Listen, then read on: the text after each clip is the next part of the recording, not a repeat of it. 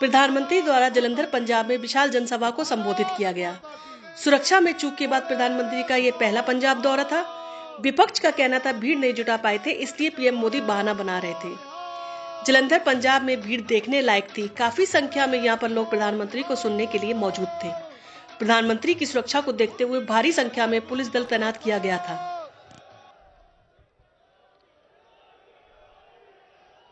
वाहेगुरु जी का खालसा, जयकारा वीर बजरंग बली दा, जय भीम, जय भीम, हर हर महादेव। आप सभी को राम राम।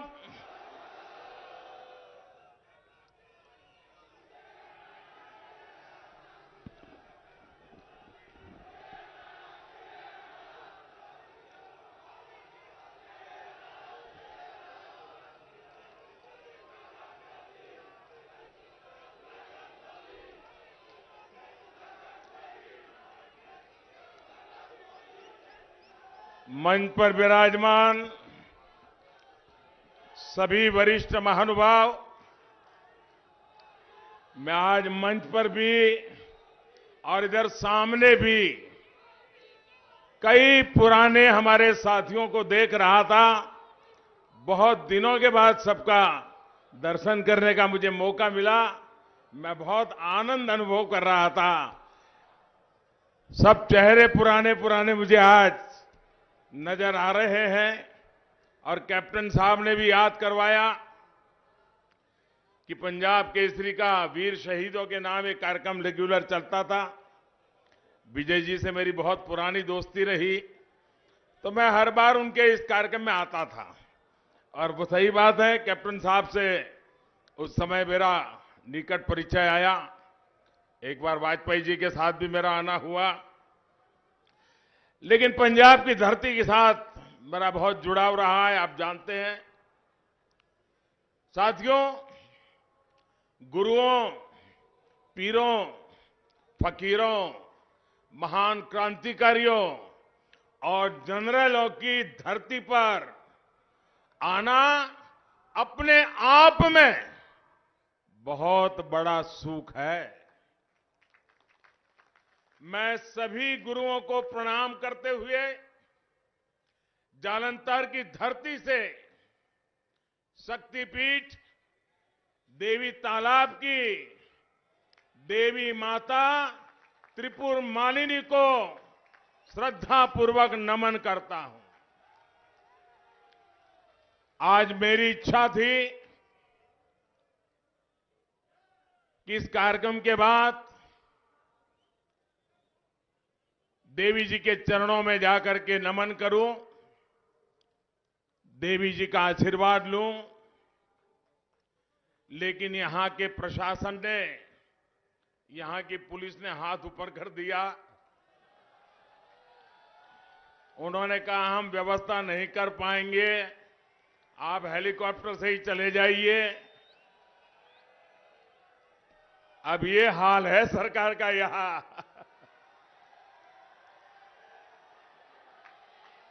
लेकिन मैं मां के पास दोबारा जरूर आऊंगा, मां के चरणों में सर झुका के रहूंगा।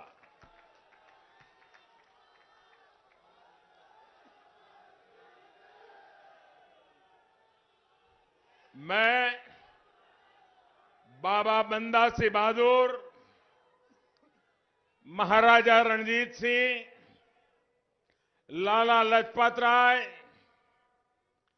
वीर शहीद भगत सिंह जी, शहीद उधम सिंह जी और दुआबदा गांधी पंडित मूलराज शर्मा जी के चरणों में श्रद्धांजलि अर्पित करता हूं।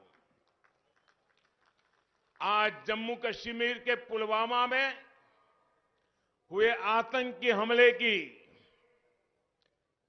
हमारे वीर शहीदों की तीसरी बरसी है। मैं पंजाब की धरती से भारत मां के वीर शहीदों के चरणों में श्रद्धापूर्वक सर झुकाता हूं। अभी 16 फरवरी को संत रविदास जी की भी जयंती है और मेरा सौभाग्य है कि जिस काशी से मैं लोकसभा का सदस्य चुना गया हूं, उस काशी में रविदास जी की स्मृति में एक बहुत बड़ा निर्माण कार्य आगे बढ़ रहा है।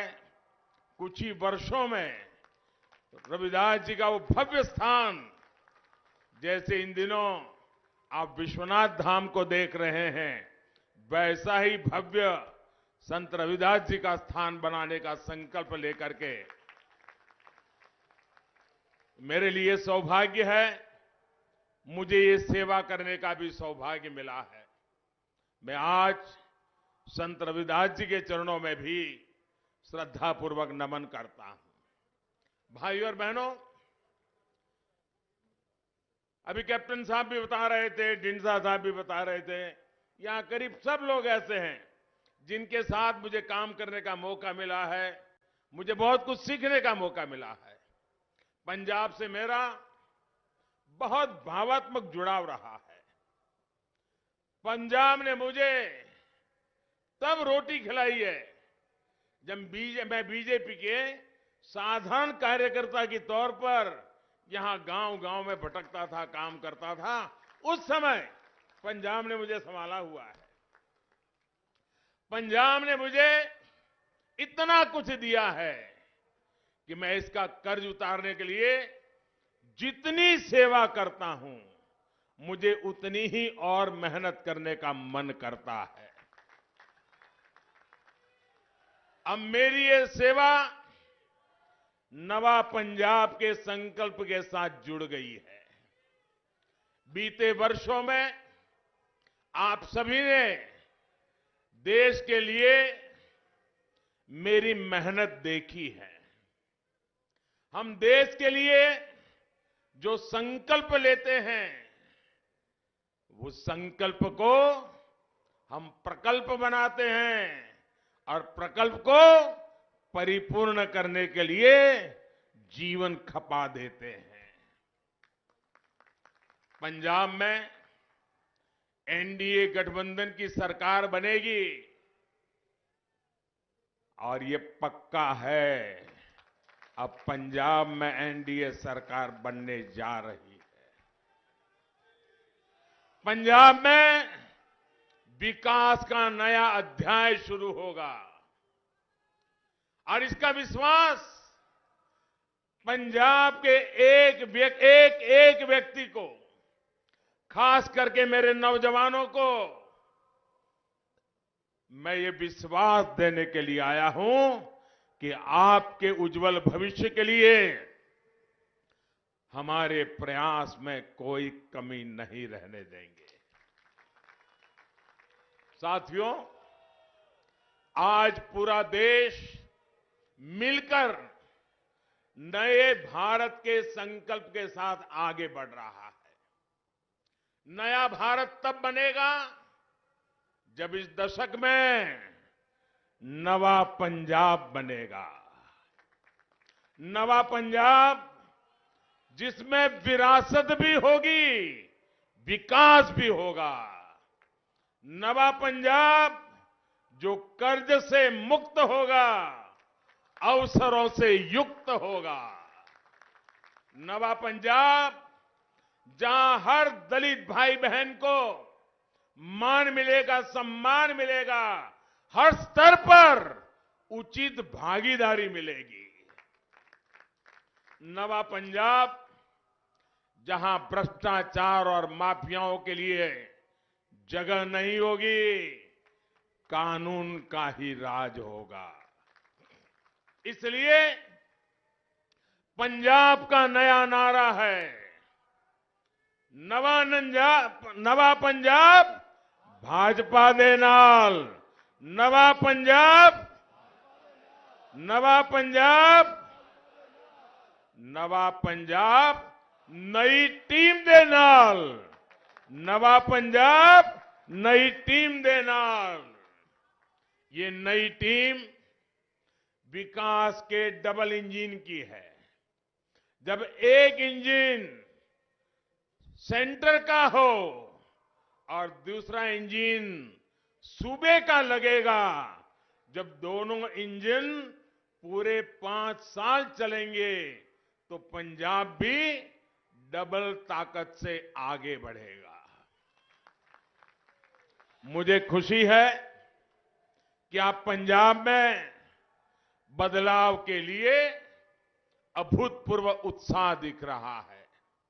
पंजाब न अब बंटवारावादियों का साथ देगा, न अवसरवादियों को मौका देगा।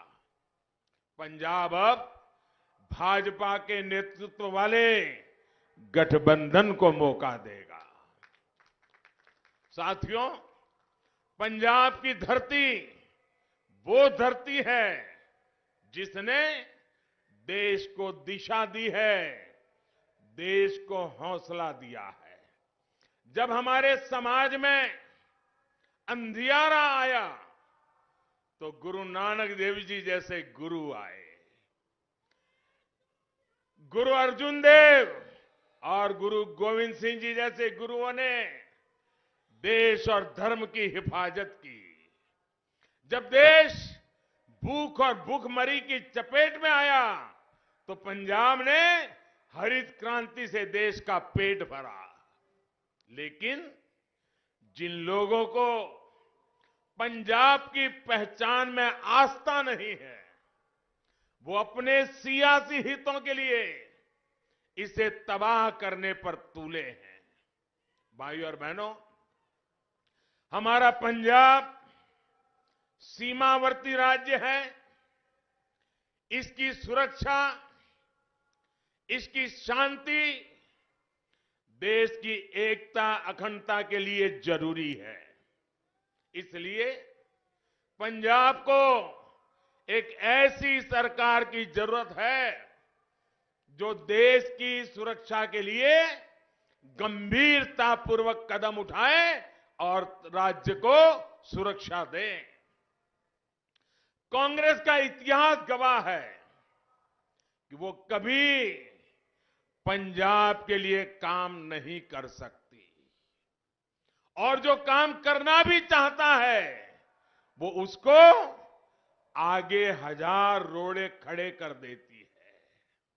और अभी अभी कांग्रेस के नेताओं के बयान से पता चलता है कि उन्होंने कैप्टन साहब को क्यों हटाया। उन्होंने खुद कहा है कि पंजाब सरकार को हम नहीं चलाते थे। कैप्टन साहब की सरकार को दिल्ली के नेता कह रहे हम नहीं चलाते थे, भारत सरकार चला रही थी। इसका मतलब यह हुआ कि कांग्रेस की सारी सरकारें रिमोट कंट्रोल से चलती है, दिल्ली से एक परिवार चलाता है, संविधान के आधार पर वो राज्य सरकारें नहीं चलती है। और कैप्टन साहब ने फेडरलिज्म के सिद्धांत के अनुसार अगर भारत सरकार के साथ मिलकर के काम किया और भारत सरकार ने अगर पंजाब के साथ मिलकर के काम किया तो भारत के संविधान के अनुरूप काम किया कि नहीं किया भाई? किया कि नहीं किया? हमने संविधान का आदर किया कि नहीं किया? हमने फेडरलिज्म का आदर किया कि नहीं किया? यहां कांग्रेस के नेता आकर के कहते थे कि कैप्टन साहब हमारी नहीं सुनते थे, भारत सरकार और कैप्टन साहब की सरकार मिलकर के पंजाब को आगे बढ़ाना चाहती थी। ये रोड़े अटकाते थे और जब रोड़े अटकाने की उनकी ताकत इतनी बढ़ गई कि आखिर उन्होंने कैप्टन साहब को ही विदा कर दिया। भाइयों बहनों, हम पंजाब के लिए सरकार किसी की भी हो, हम फेडरल स्ट्रक्चर में विश्वास करते हैं। हिंदुस्तान के हर राज्य का भला करना ये भारत सरकार का दायित्व है। हमने प्रयास किया, लेकिन कोई परिवार रिमोट कंट्रोल से सरकारें चलाए, संविधान की परवाह न करे, तब तो देश में तनाव ही पैदा होगा और यही काम ये परिवार कर रहा है। भाइयों बहनों, हमारे गुरुओं ने, संतों ने कहा है, पाप का घड़ा जब भरता है तो फूटता भी है, और कांग्रेस को उसके कर्मों की सजा मिल ही रही है। आप देखिए आज कांग्रेस पार्टी की क्या गति है। आज उनकी अपनी ही पार्टी बिखर रही है। कांग्रेस के ही लोग अपने नेताओं की सारी पोल पट्टी खोल रहे हैं। मैं आपसे जानना चाहता हूं, आपस में लड़ रहे लोग पंजाब को स्थिर सरकार दे पाएंगे क्या? पूरी ताकत से जवाब दीजिए। स्थिर सरकार दे पाएंगे क्या? पंजाब का भला कर पाएंगे क्या? पंजाब के सपने पूरे कर पाएंगे क्या? अपनी कुर्सी बचाने में जुटे ये लोग पंजाब का विकास कर पाएंगे क्या? साथियों, आजादी के बाद इतने दशकों में पंजाब के पास कम ही विकल्प रहे। हम जब अकाली दल के साथ थे, और आज अकाली दल का एक दूसरा रूप ढींडसा साहब के नेतृत्व में हमारे साथ आज भी है। हम जब अकाली दल के साथ थे तो उन्हें बड़ा भाई मानकर हमेशा हमने अपनी छोटी भूमिका को स्वीकार किया था। दिल में सिर्फ एक ही बात थी, जिस बात में पंजाब का भला होगा वही करेंगे। एक समय ऐसा था, अकाली दल के पास पूर्ण बहुमत नहीं था। भाजपा के लोगों के समर्थन के बिना अकाली की सरकार नहीं चल सकती थी। और उस स्थिति में कुदरती न्याय तो ये कहता था कि डिप्टी सीएम बीजेपी का बनना चाहिए था। मेरा साथी मनोरंजन कालिया डिप्टी सीएम बनने के हकदार थे, लेकिन उस समय भी हमारे साथ अन्याय हुआ। बादल साहब ने अपने बेटे को ही डिप्टी सीएम बना दिया। उसके बावजूद भी पंजाब की भलाई के लिए हमारे पास ज्यादा एमएलए थे, सरकार घर जा सकती थी। हमने वो पाप नहीं किया, क्योंकि हमारे दिल में सिर्फ और सिर्फ पंजाब का उज्जवल भविष्य है।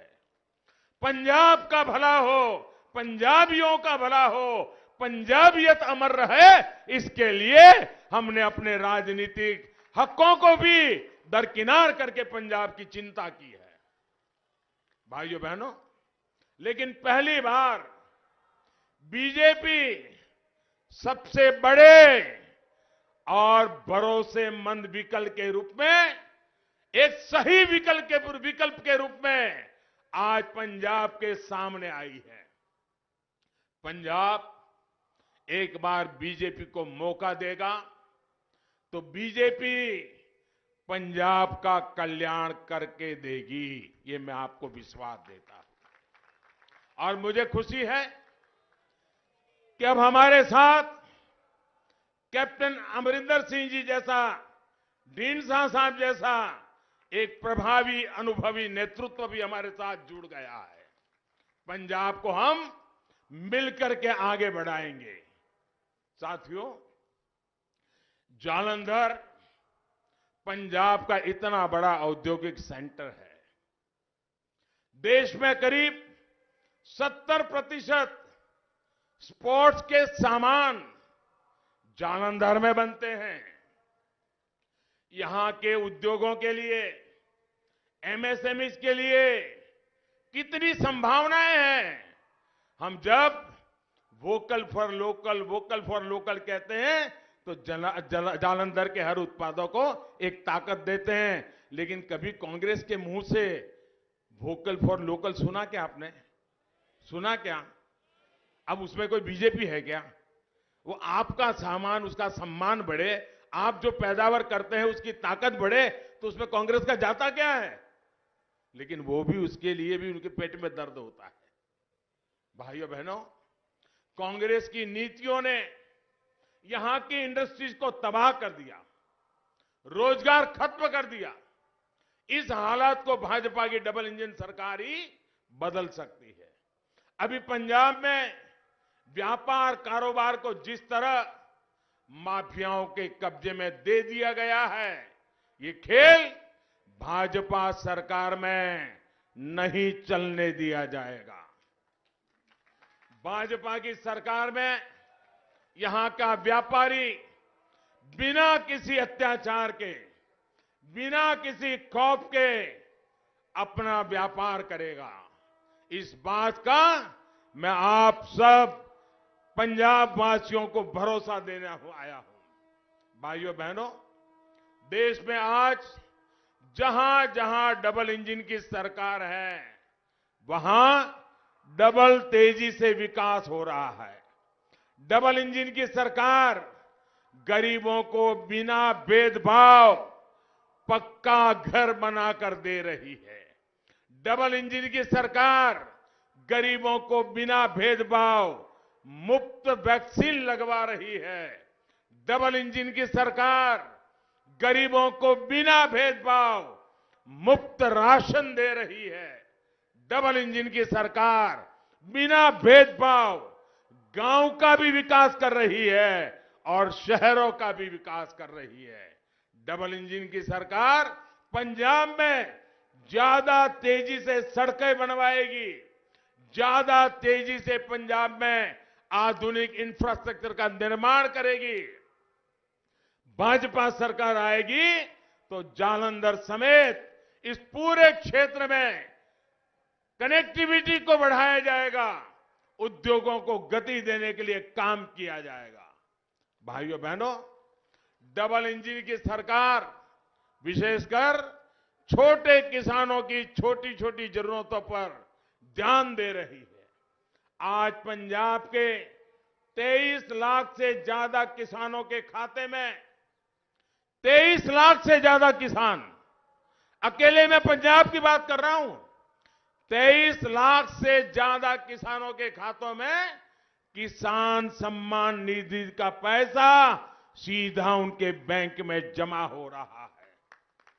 किसानों से एमएसपी पर फसल खरीदी भी भाजपा सरकार ने 2 गुनी से ज्यादा बढ़ाई है।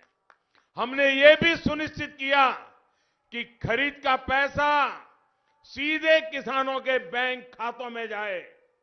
कोरोना की वजह से वैश्विक बाजार में खाद के दाम बढ़े, लेकिन हमने पूरी ईमानदारी से प्रयास किया कि ये इतना बड़ा बोझ आया है, हिंदुस्तान की तिजोरी पर बहुत भयंकर बोझ आया है, लेकिन ये बोझ हम किसानों के माथे नहीं जाने देंगे।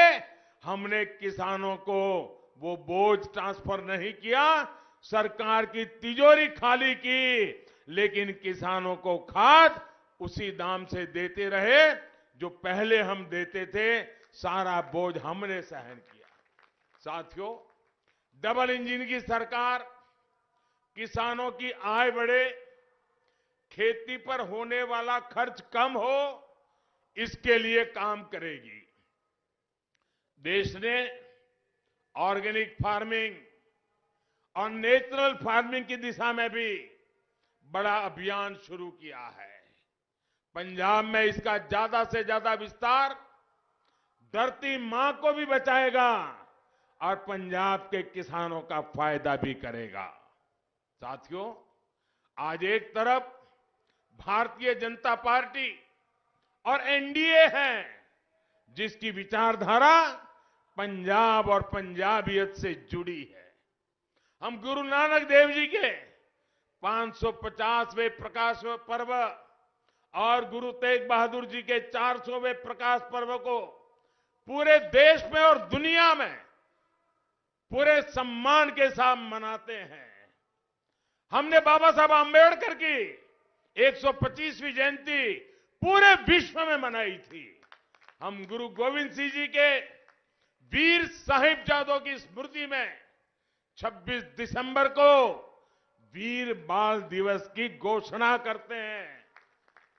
हम बंटवारे की विभीषिका की याद में पंजाब पर वो गांव कितने गहरे हैं, वो पंजाब के लोग जितना जानते हैं, वो दिल्ली में बयानबाजी करने वालों को पता नहीं है।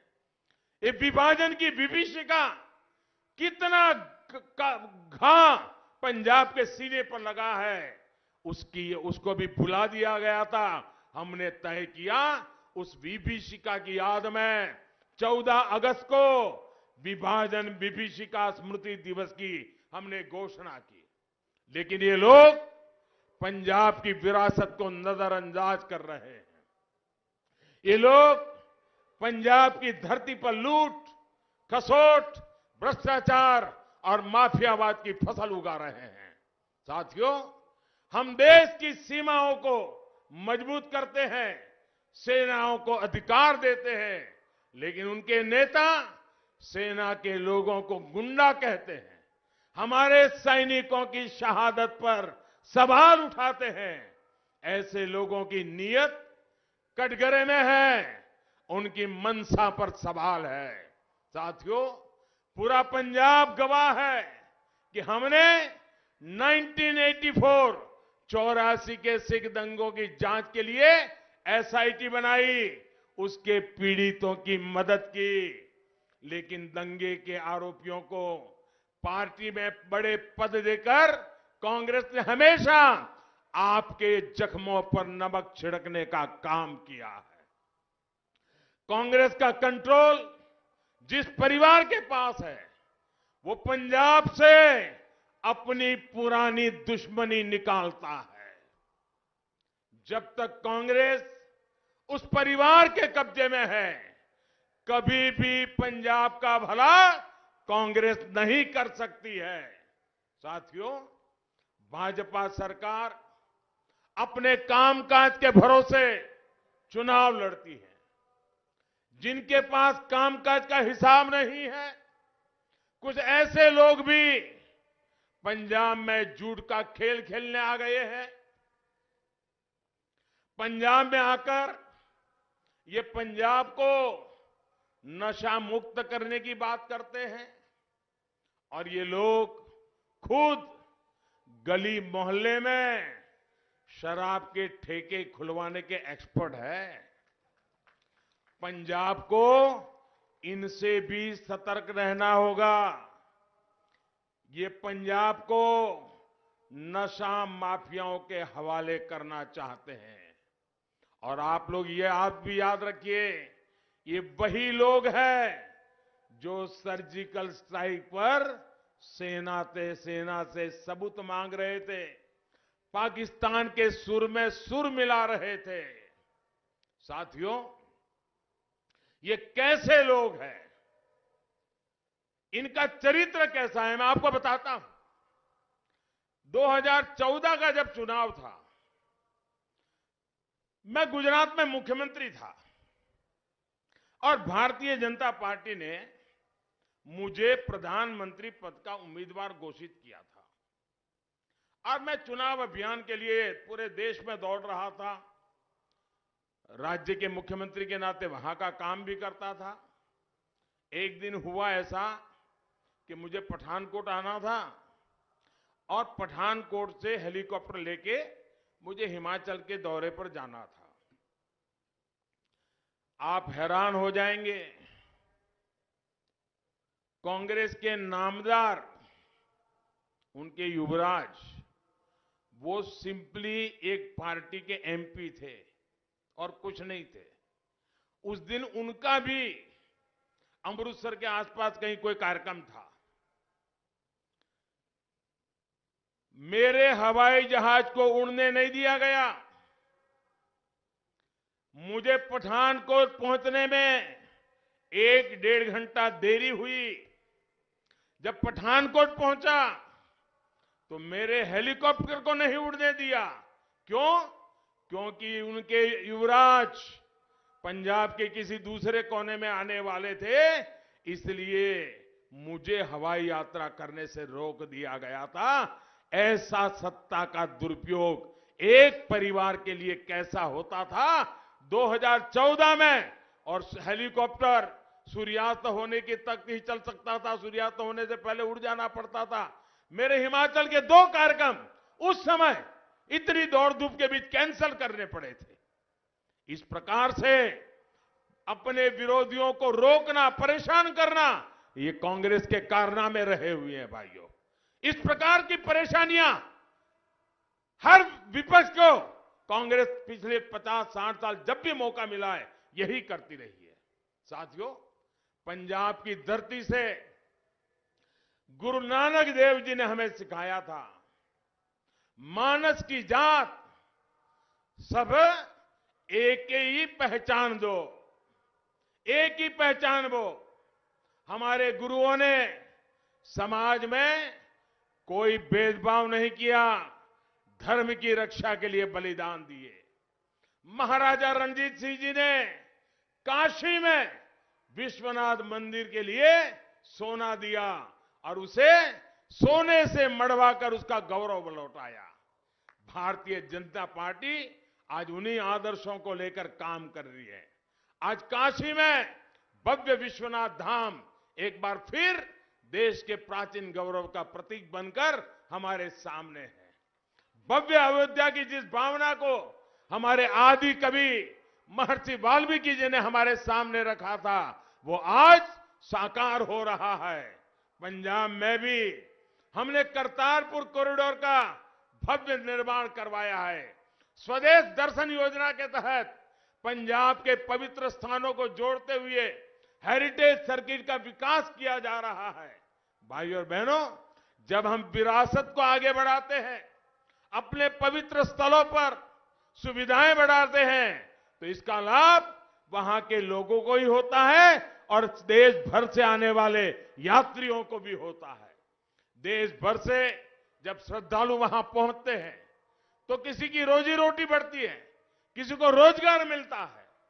साथियों, पंजाब की सेवा वही पार्टी कर सकती है जो दल से ऊपर देश के लिए सोचती है, देश के लिए बात करती है।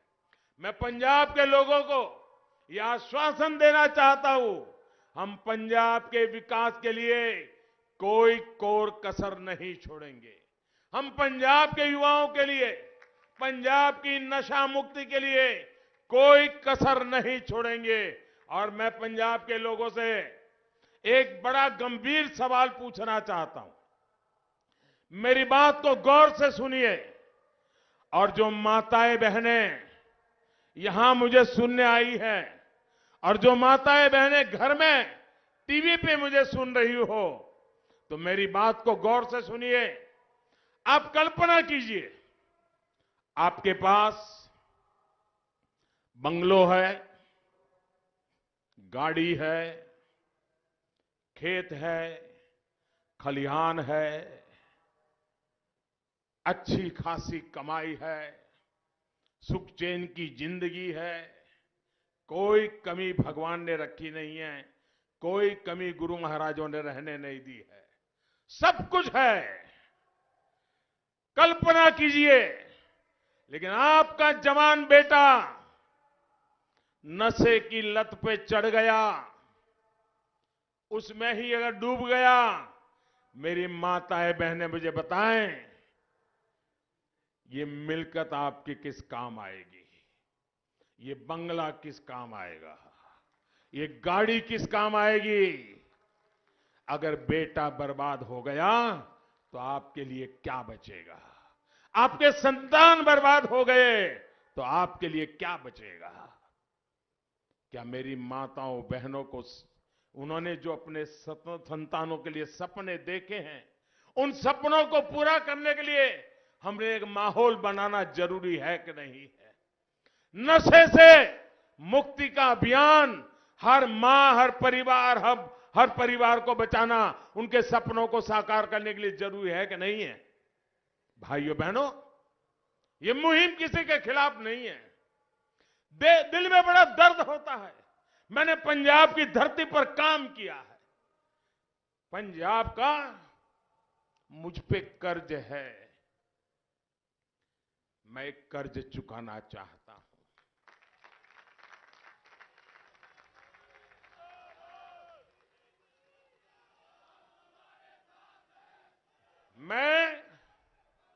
इस युवा पीढ़ी को बचाना चाहता हूं दोस्तों। मेरी माताओं बहनों, मैं आपके दुख को समझता हूं। मैं आपको संतानों को एक सुरक्षा का वातावरण देना चाहता हूं। आप मुझे आशीर्वाद दीजिए, पंजाब के उज्जवल भविष्य के लिए आशीर्वाद दीजिए, हमारी नई पीढ़ी के लिए आशीर्वाद दीजिए। ये सत्ता का खेल नहीं है, न ही सत्ता की भूख है। आपने मुझे प्रधानमंत्री बना दिया है। अरे लोग 6-6 महीने प्रधानमंत्री रह करके भी जिंदगी में बहुत संतोष अनुभव करते हैं। मुझे तो आपने 2-2 बार बनाया है। मैं आपके लिए मेरी जिंदगी खपाना चाहता हूं। मैं अपने सुख के लिए नहीं हूं, मैं आपके सपनों के लिए हूं। मैं आपके सपनों को साकार करने के लिए हूं। और इसलिए अगले 5 साल नवा पंजाब का समय होगा। 20 तारीख को इसी संकल्प के साथ एनडीए को जिताने के लिए वोट देना है। आप सबको घर घर जाना है।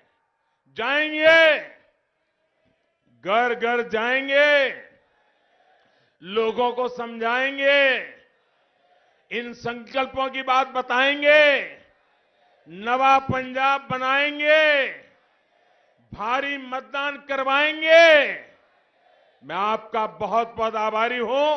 दोनों मुट्ठी बंद करके मेरे साथ बोलिए, भारत माता की, भारत माता की, भारत माता की। बहुत बहुत धन्यवाद।